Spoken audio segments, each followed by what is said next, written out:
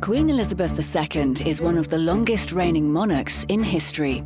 Since she came to the throne in 1952, she has met more presidents and potentates than any other head of state. Her reign has witnessed some astonishing changes in Britain and the world. For 60 years, she has tried to make the monarchy more relevant in a changing society.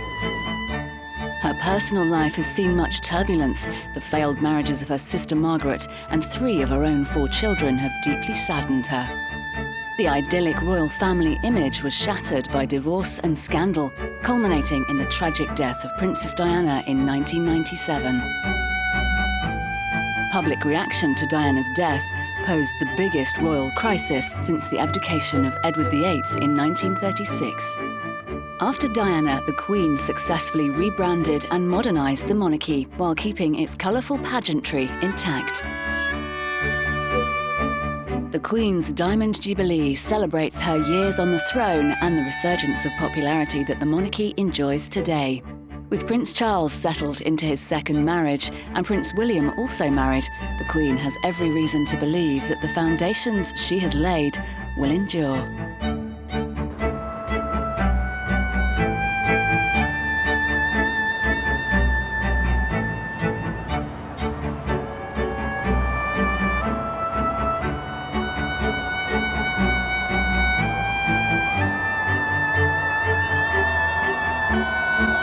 The Queen has travelled over 1 million miles and made over 250 foreign visits. In October 2011, she flew to Australia, one of the Commonwealth nations in which she is sovereign. It was her 16th visit to Australia. She was 85, her husband Prince Philip 90. Preserving Britain's links with the Commonwealth remains one of the Queen's most important challenges. Personal visits strengthen bonds and revive old memories. The Queen was 27 when she made a 2-month journey across Australia with Prince Philip in 1954, the year after her coronation. It was a landmark in Australian history, the first visit of a reigning monarch. I want to tell you all how happy I am to be amongst you and how much I look forward to my journey through Australia. It was estimated that 1/3 of Australia's entire population turned out in person to greet their young Queen. Many still remember that historic visit. Among those greeting the Queen in 2011 was Margaret Cunningham, who, as a young child, presented the Queen with a bouquet of flowers on her first visit to Australia 57 years before. There is definitely a warmth in her eyes that has been maintained. Yeah, definitely. Some wonder if the Queen, now 86, will be able to make this long journey again, and whether she'll have to rely on other members of her family to maintain the precious links with Australia and other Commonwealth countries. St Paul's Cathedral was the setting for a service of thanksgiving to mark the Queen's 80th birthday in 2006. The nation's gratitude was expressed by the Archbishop of Canterbury, Rowan Williams. Birthdays are among the most vivid reminders we can have of our common humanity and our common call to journey through time with each other. So today, Your Majesty, we give thanks with you simply for the gifts of life and experience. Afterwards, the crowds showed their affection. Just a few years before, Diana's death had caused unprecedented public reaction, but the Queen's efforts to connect more closely with her subjects had made the monarchy popular again. Prince Charles paid this tribute to his mother. It gives me enormous pride to be able to congratulate her publicly in this way, and to thank her on behalf of us all for the many wonderful qualities which she has brought to almost an entire lifetime of service and dedication. The divorces of 3 of her 4 children challenged the family image of the Royal House of Windsor. Starting in 1973 with Princess Anne's marriage to Mark Phillips, spectacular royal weddings which promised so much had ended in failure and scandal. No one foresaw the problems that the marriage of Charles, the Prince of Wales, and Lady Diana Spencer in 1981 would bring to the royal family. The marriage of Prince Andrew and Sarah Ferguson in 1986 also failed.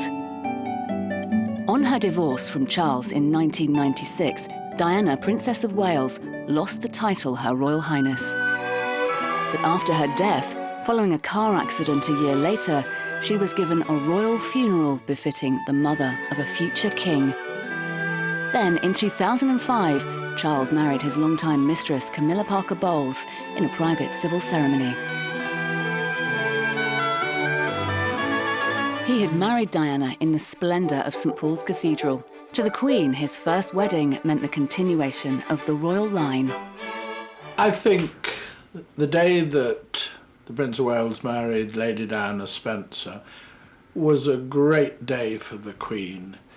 What it was showing that day was that the continuity of her family was being continued in a correct and proper manner.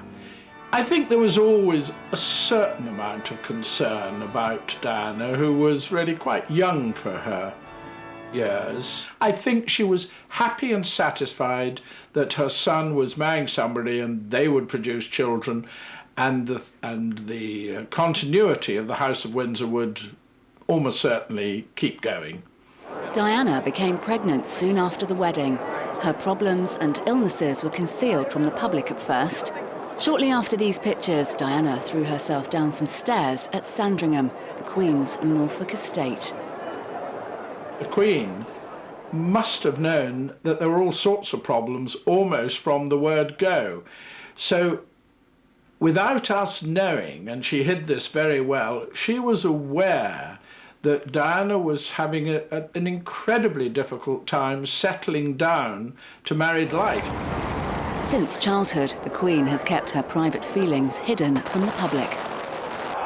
Although she's paid tribute to Diana, she's given little sign of the turbulent emotions that the princess's life and death created behind palace walls.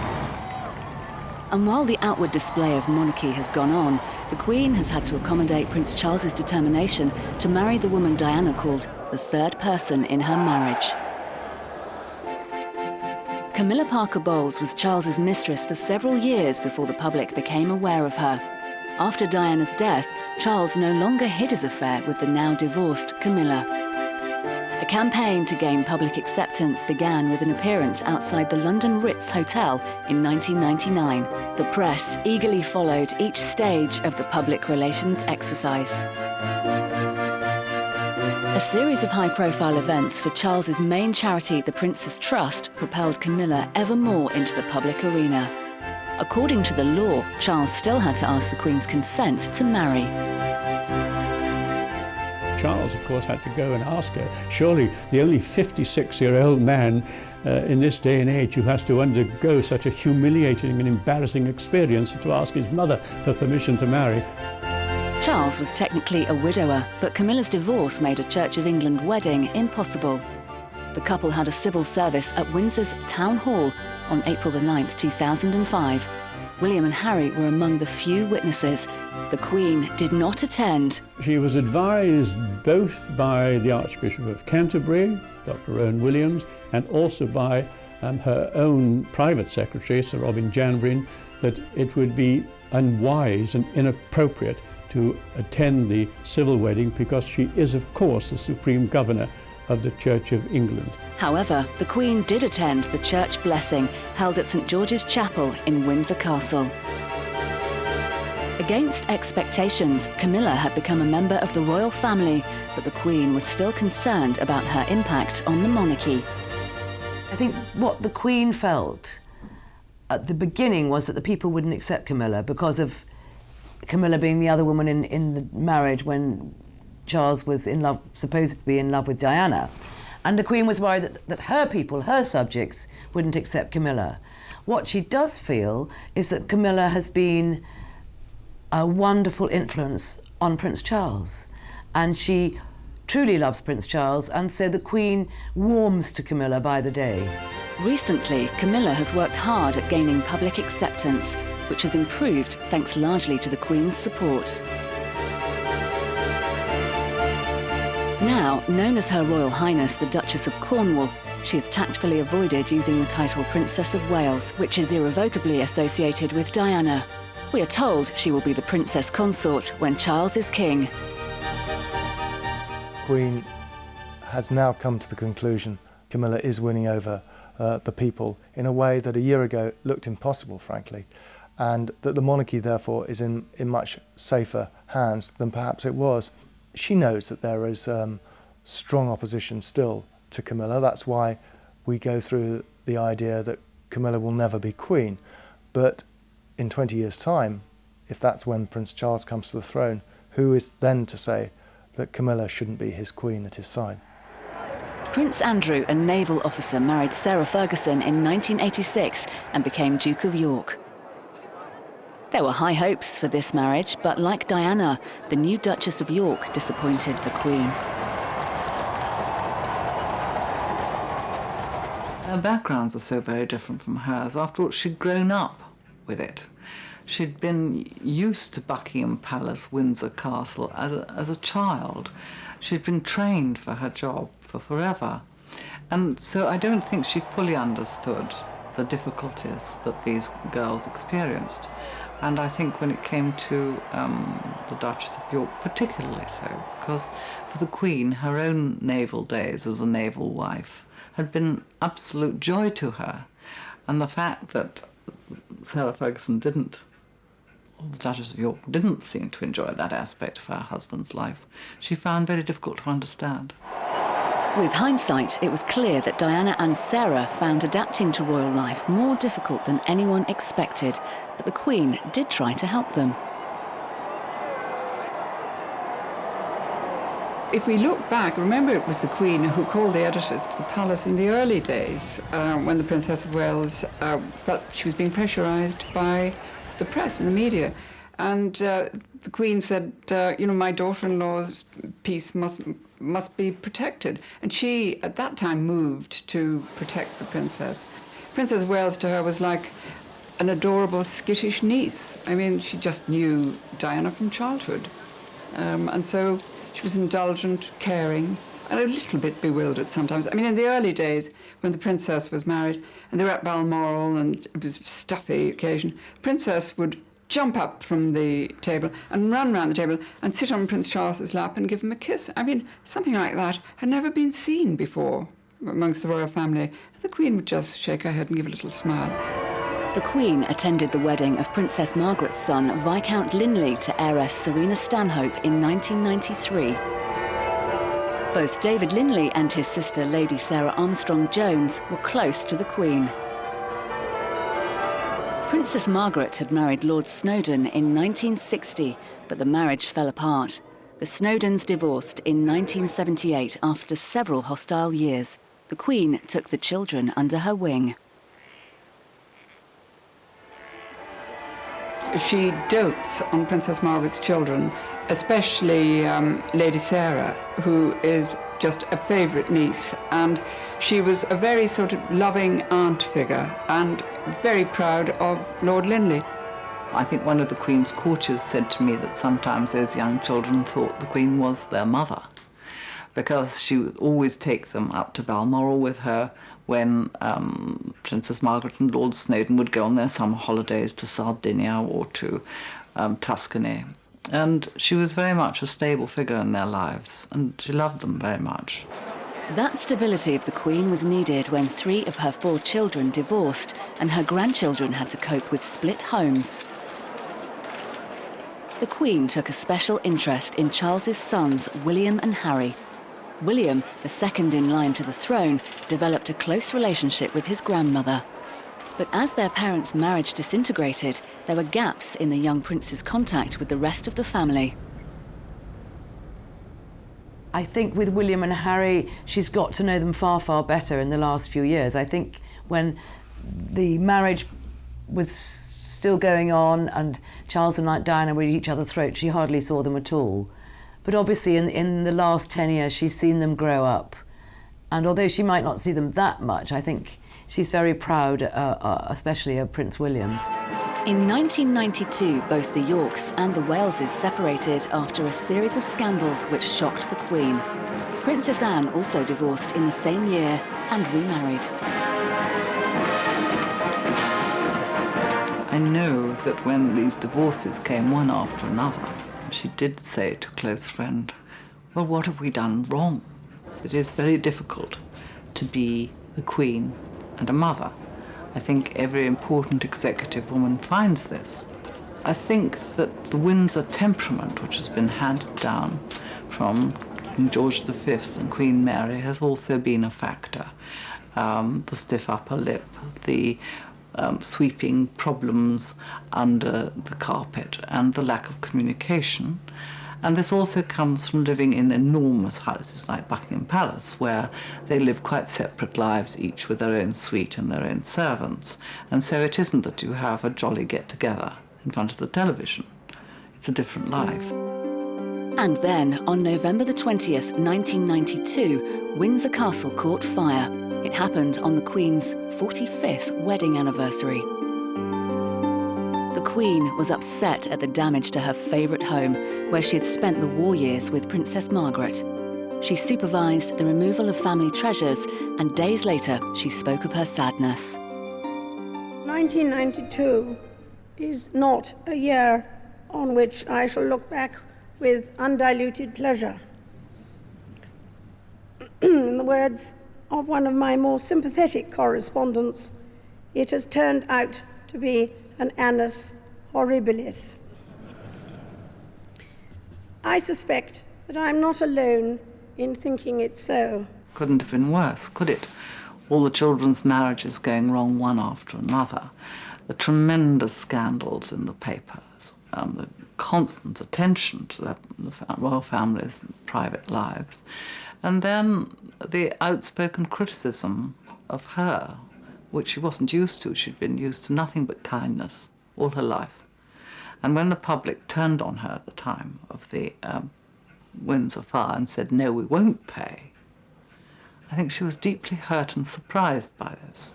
The world mourned the loss of Diana, but the Queen's slow public reaction provoked criticism. Of course the Queen was shocked when Diana died, as was everybody else. But her concern wasn't actually for Diana or her family or her Prince Charles. It was for her grandchildren. And William and Harry were up at Balmoral, staying with the Queen in Scotland, and her whole concentration was on protecting and safeguarding those poor young children as best she could. At Balmoral, the Queen learned of the growing tension in the capital, a tension focused on the empty flagpole on top of Buckingham Palace. She then gave orders for a flag to be put up, never happened before, and that it should fly at half-mast. I think she was out of touch. I think it was mainly because she was trying to protect the grandchildren, and I think she very nearly got it seriously wrong. William and Harry walked behind their mother's coffin with their grandfather to support them on their heartbreaking journey.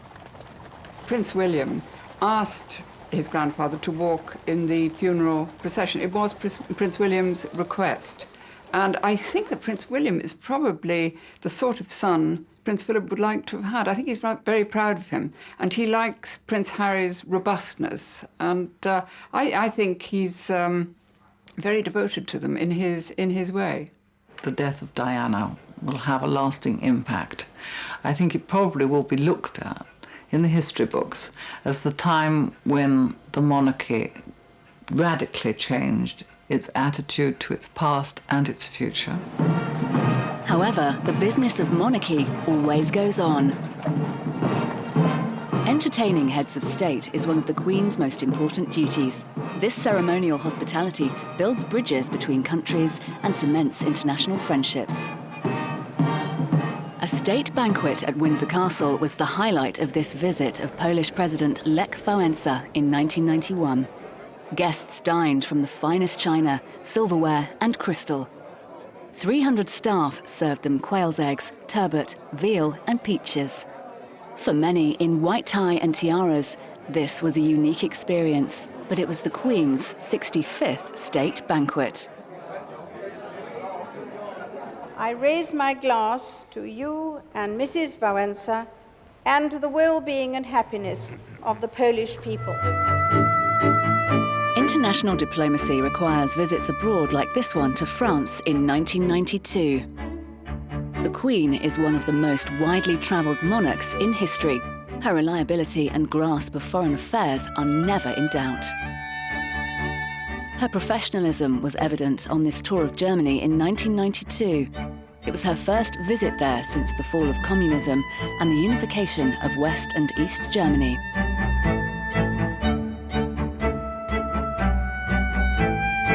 She came to support the newly united republic and to strengthen ties between Germany and Britain, which had been disrupted by 2 world wars.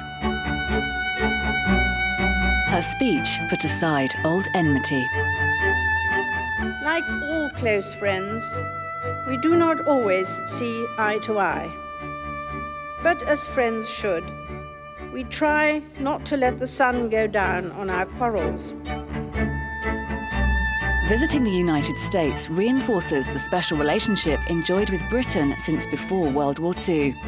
In 1991, the Queen was welcomed by President George Bush Sr. There is a symbolism in the events of such a visit that defies analysis, but which has a way of reaching the hearts of people far and wide. She is head of state in Australia, as in a further 15 out of 54 countries comprising the Commonwealth. She went to Australia in 1992 after a gap of 12 years. Republicanism was a growing movement, but her personal popularity ensured that she is still Queen there today. During the trip, she unveiled one of the many portraits of her reign. This one captures the reserved character of the woman behind the crown.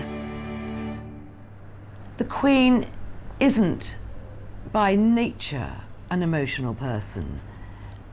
She doesn't have great highs and great lows. She accepts life, and if there's something she doesn't want to understand or doesn't want to see, she compartmentalizes it. So she avoids emotional confrontation. She avoids moral confrontation altogether. Elizabeth had a golden childhood. With her younger sister Margaret, her life was carefree until her parents became King and Queen in 1936, when she was 10. They became the family firm, or We Four, as her father George VI called them. As heiress presumptive, Elizabeth was influenced by her formidable grandmother, Queen Mary.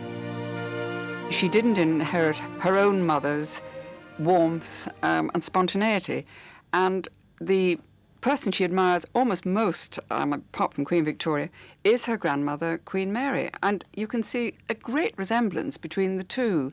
You know, that shyness, that formality, that slight distance from the public. At 21, she became engaged to Prince Philip of Greece, despite the reservations of her father. There were some family tensions, mainly because the King, King George VI, the Queen's father, of course, Princess Elizabeth's father, didn't feel that Philip Mountbatten at that time was a suitable prospective husband. He just didn't feel so. He didn't come out of the top drawer of European royalty. The Greek royal family were fairly low down in the league table of European royalty. He didn't have a great title. He didn't have a vast fortune or estates to bring into the marriage. And also he felt at 21 was a bit young. He thought she should have waited 4 or 5 years, but she showed that she had some steel in her. And indeed, she persuaded her mother, and her mother supported her. And of course, the late Queen Elizabeth, the Queen Mother, had a huge influence over her husband, and that's what happened. In 1947, during a family tour of South Africa, Elizabeth made her 21st birthday speech. I declare before you all that my whole life, whether it be long or short, shall be devoted to your service and to the service of our great imperial family, to which we all belong. But I shall not have strength to carry out this resolution alone, unless you join in it with me, as I now invite you to do. I know that your support will be unfailingly given. God help me to make good my vow, and God bless all of you who are willing to share in it. Nearly 50 years later, she returned to a country where great changes had taken place. South Africa had withdrawn from the Commonwealth in 1961 over its policy of apartheid. This ended in 1994 and South Africa was readmitted to the Commonwealth. On this visit in 1995, the Queen met a statesman who became a personal friend, President Nelson Mandela. The following year, Mandela came to London to visit the woman he called my friend Elizabeth. The Queen isn't racially prejudiced at all. She's colourblind, if you like, and one of her greatest friends and the person who impressed her and the other members of the royal household, if you like, was Nelson Mandela. And when she met Mandela, she was tremendously impressed with his sincerity and with his integrity and with his compassion. And I think the fact that he felt all this endeared him to the Queen, and indeed they are still very much in touch. They correspond with each other, if not regularly, but certainly quite frequently. When Princess Elizabeth married her sailor prince in 1947, it was an occasion for national rejoicing. Still burdened with ration books and clothing coupons, the British public welcomed this glittering relief from post-war austerity. Heiress to the kingdom since the age of 10, Elizabeth was the nation's sweetheart. Her wedding brought romance and promise to a country still adjusting to life after a world war. Elizabeth's lavishly embroidered silk wedding gown was designed by the royal couturier Norman Hartnell. It was beyond the dreams of any other bride at the time. Although the king found the parting from his daughter painful, it was a day of family joy shared by his subjects. It was a very, very depressing time, and Churchill described the wedding as a bright ray of colour on the hard grey road we have to travel. Despite the November weather, the happy couple travelled in an open carriage to Waterloo Station for the journey to their honeymoon. They were accompanied by Susan, the bride's favourite corgi. Unknown to the public, Elizabeth had married the man she had loved since her early teens. The Queen was 13 when she first saw Prince Philip, who was then a young naval cadet at Dartmouth, and very good looking. You know, every sort of schoolgirl's idea of a dashing hero, blonde, lithe, very sort of athletic. They then met some years later, and of course was so different then. A courtship was conducted perhaps at a distance, but the Queen had met the man she loved, and I would think has never stopped loving. The couple spent the early part of their marriage on the island of Malta, where Philip was stationed at the naval base. For Princess Elizabeth, it was like flying out of a cage. After all, she'd been brought up during the war at Windsor Castle, very much isolated. And there in Malta, she just lived the life of any naval wife, going to dances, going to parties, going to beach parties, just living a totally normal life. And it was perhaps the happiest period of her life. The birth of a son, Charles, a year after the wedding, brought further happiness and secured the Windsor dynasty for another generation. Letters sent by the doting mother showed maternal warmth and paternal pride. Baby Charles brought great joy to both his young parents. In 1950, Charles was joined by a sister, Anne, but Princess Elizabeth soon had to deputise for her ailing father. She was on a state visit, going to visit Australia and New Zealand, when she stopped off in Kenya, and it was there that she heard that her father died. Her coronation on June 2nd, 1953, was an occasion of great pageantry and splendour. Charles IV and Anne too watched as their parents left the palace in the gold coronation coach. Afterwards, they joined their newly crowned mother and watched the cheering crowds from the palace balcony. On that historic day, the world heralded a new Elizabethan age.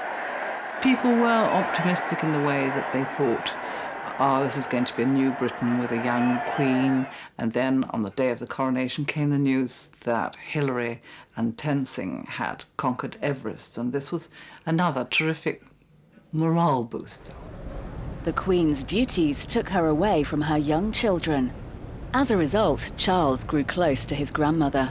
He seemed rather bemused by the protocol surrounding the Queen.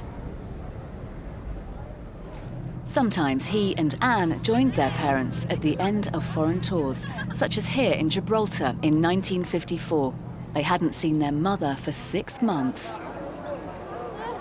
We have to remember that Prince Charles and Princess Anne were born before she came to the throne, when she was still just the heir to the throne, and so she had more time, she had a more private life. As soon as she acceded to the throne, she had so much to do, so much to learn, huge Commonwealth tours to do, which in those days, before jet planes had really caught on, took months. The person who has given the Queen the greatest public support is Prince Philip, but in their family life, she has chosen to defer to him. Arguably, this has had unfortunate consequences for Charles, who was sent to Philip's old boarding school, Gordonston. He is very much a boss in the home. He was the one who decided that the boys should go to Gordonston, whereas the Queen herself might have preferred Eton. She took her eye off her son. I think that she listened to her husband and said, look, I think it's a good idea if he goes away to a boarding school. And I'm not sure in retrospect that that was such a good idea, but then we'll never really know how Prince Charles would have turned out if he'd been to a sort of day school or had governors. It's very, very hard to tell. But I think Philip was very harsh on Prince Charles. We know that this has not been an immense success, and the poor Prince Charles was deeply unhappy there. But I think the Queen felt particularly that in her marriage it should be a traditional marriage of her time, in which the husband called the shots and the women ran the house.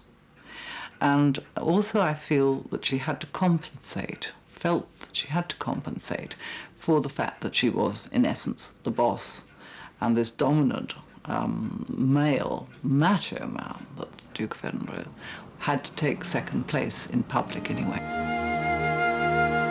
Prince Andrew was born in 1960 and Prince Edward in 1964. After a marriage lasting nearly 65 years, Elizabeth and Philip remain close. The Queen will call Prince Philip darling, but if she's in public or she's cross with him, she'll call him Philip. And one knows then that things are a little glacial. And the Queen is not the sort of person to lose her temper. I think if there's a blistering row about something, she will probably go out and ride her horses or go and feed the dogs or groom the corgis, and he may stomp about a bit. But the Queen, her voice is not raised loudly, but everyone is aware if she is displeased and not amused. In 1977, the Queen celebrated her Silver Jubilee. She travelled to St Paul's Cathedral in the 200-year-old gold state coach. Her grandparents George V and Queen Mary celebrated their Silver Jubilee in 1935, riding in the same coach. The Queen's processional route was lined with cheering crowds all the way from Buckingham Palace to St Paul's Cathedral, then to London's Guildhall, where she had lunch, and back to the palace. She had not expected the warmth of the public's response. Amazed at the spontaneous bursts of cheering outside St Paul's Cathedral, the Queen made an impromptu walkabout, the first of her reign.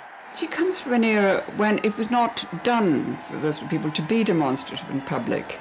And sometimes she said after a day of meeting people, I simply ache with smiling, but as confided, it's a sad thing. She doesn't have a smiley face.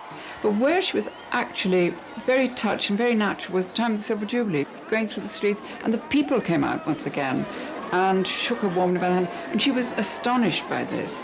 I think she gets a lot of her shyness from Queen Mary, the same sort of uprightness and inability, and yet so caring. On this memorable day, over 100,000 people waited to cheer her outside the palace. 5 years earlier, the Queen and Prince Philip celebrated their silver wedding. Playing on the famous royal use of the pronoun we, she included a subtle joke in her speech. We, and by that I mean both of us, are most grateful.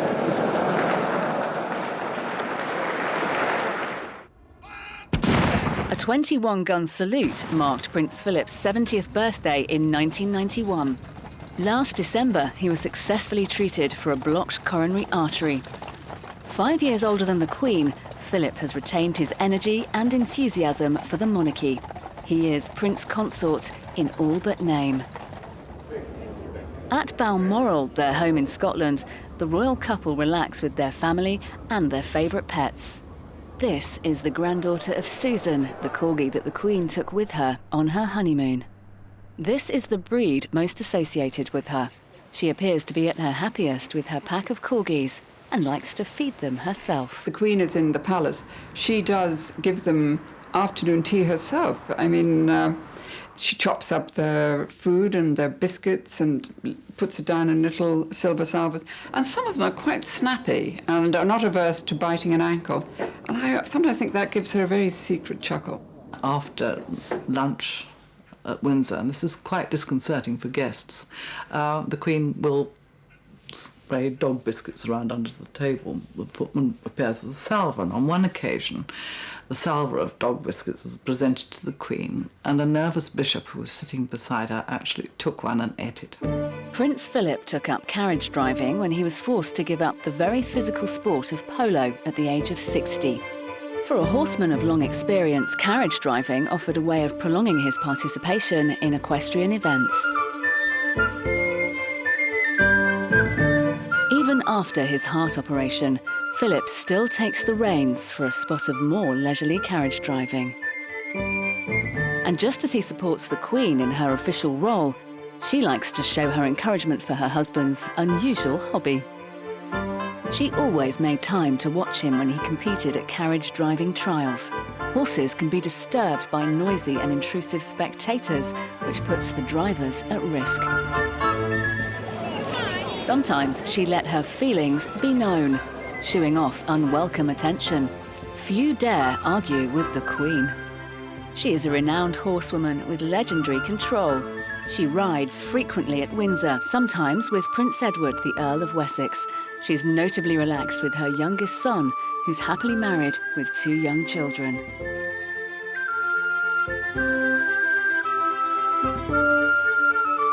The Queen is passionate about racing. She owns Ascot Racecourse near Windsor and attends Royal Ascot there each June. The parade of open carriages before the start of the races was as much part of the attraction in the 1960s as in more recent times. But the Duchess of York, Princesses Anne and Margaret, and of course the Princess of Wales, didn't share the Queen's boundless enthusiasm for watching her horses.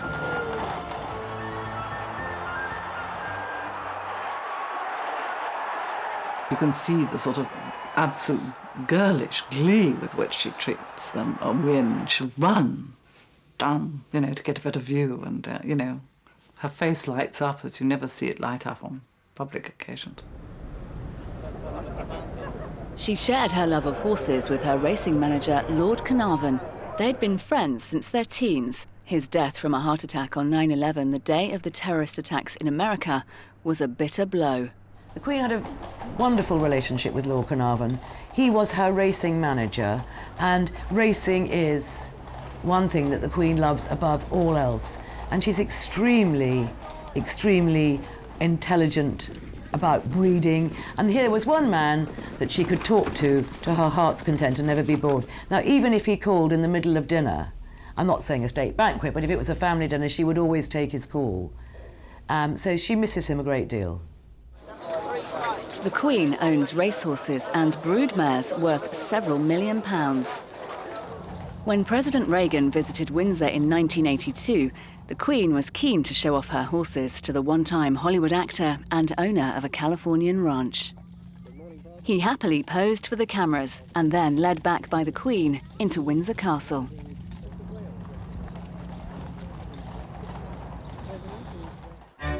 Rich List compilers have cautiously estimated the Queen's personal fortune at £400 million. It's terribly hard to work out just how rich the Queen is. It's very hard to separate the goods, chattels, which are very valuable ones, that she is custodian of for her life. The crown, worn at the opening of Parliament, is state property, but the Queen has fabulous jewels, magnificent homes, a huge investment portfolio, and paintings and drawings which are the envy of the art world. Her art collection is just astonishing. There are so many Van Dycks around, there are Michelangelos. I mean, absolutely endless goodies, but I'm not sure that she could classify them as being hers.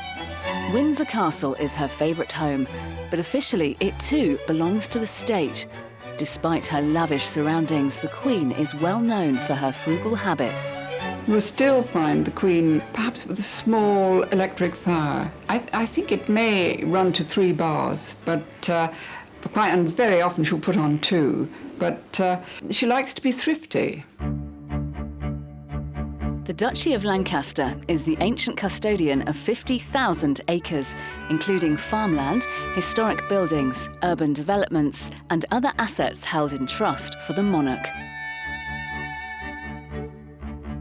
The Duchy pays an annual private income to the Queen of over £13 million. This is separate from the civil list awarded by Parliament to cover her official expenses as head of state and head of the Commonwealth.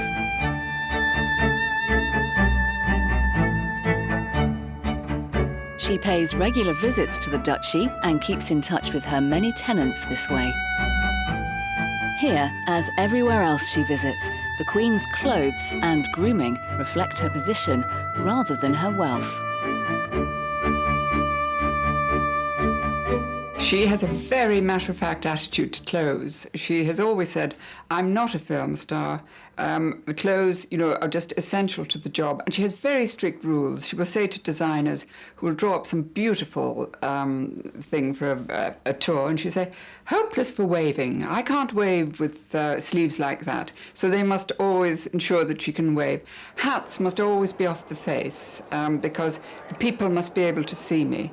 And lipstick is always a very strong red, and this is for the sake of the photographers, and so that she can be seen by people from a great distance.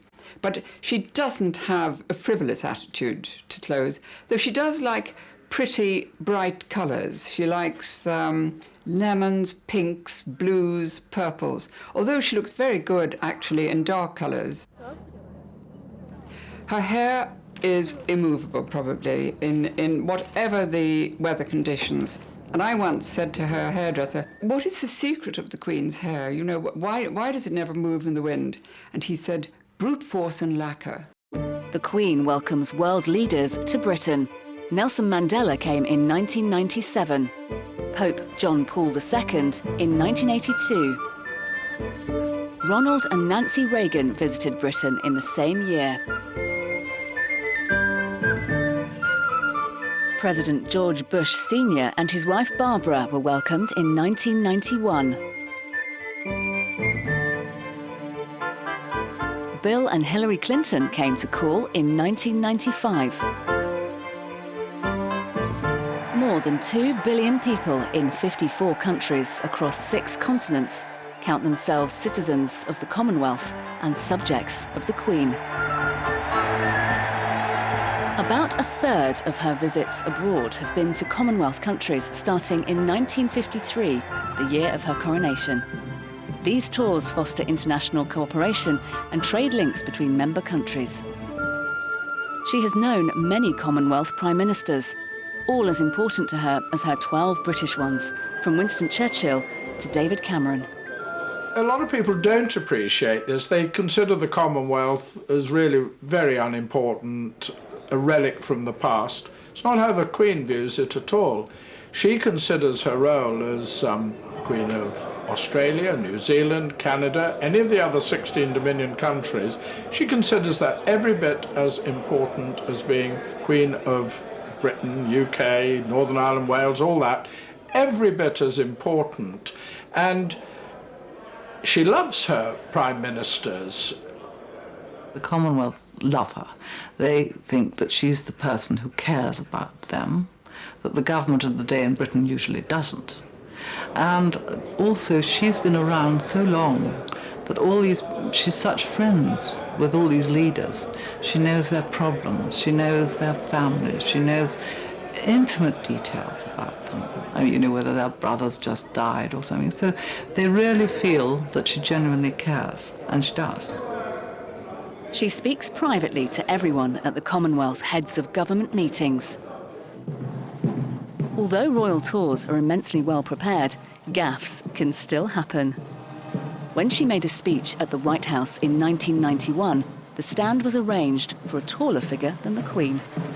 Some nitwit had got the stand from where she was reading her speech a little bit too high, and the camera was too low, and you just had a picture up over the lectern you couldn't see the Queen's face properly, all you could see was a hat, and everybody dubbed it as the speaking hat.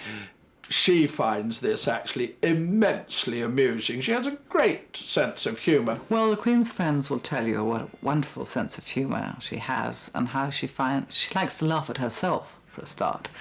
And she loves ridiculous things. I mean, she'll laugh till the tears run down her face. And then she's got a quick wit, a sense of irony. I mean, there's a story I particularly like. And she was in a Norfolk shop, dressed as she normally is in the country with her headscarf and everything.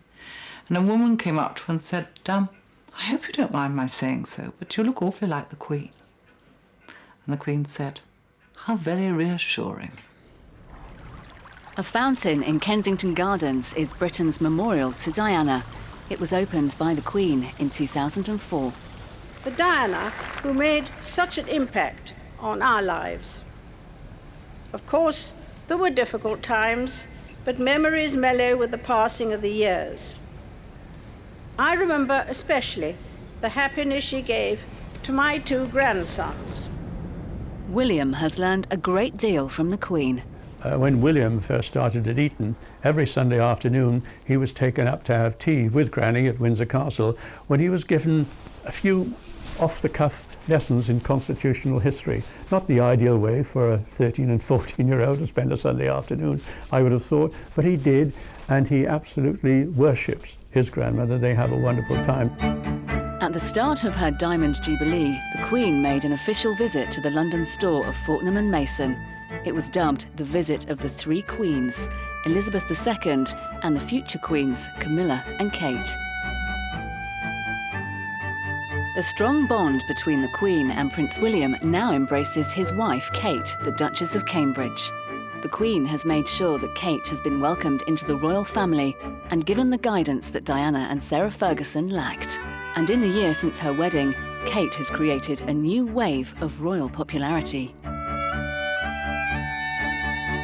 As the Queen moves into her 7th decade on the throne, she can reflect on the huge changes in her reign, not least in her own family. 7 years have passed since the wedding of Charles to Camilla, once reviled as the woman who destroyed Diana's marriage. Making Camilla acceptable to the public as a future Queen consort became one of the most important challenges of the Queen's reign. In her autumn years, the Queen has had to rebrand the monarchy and stabilise it after the turmoil of the 1990s and the tragic death of Diana.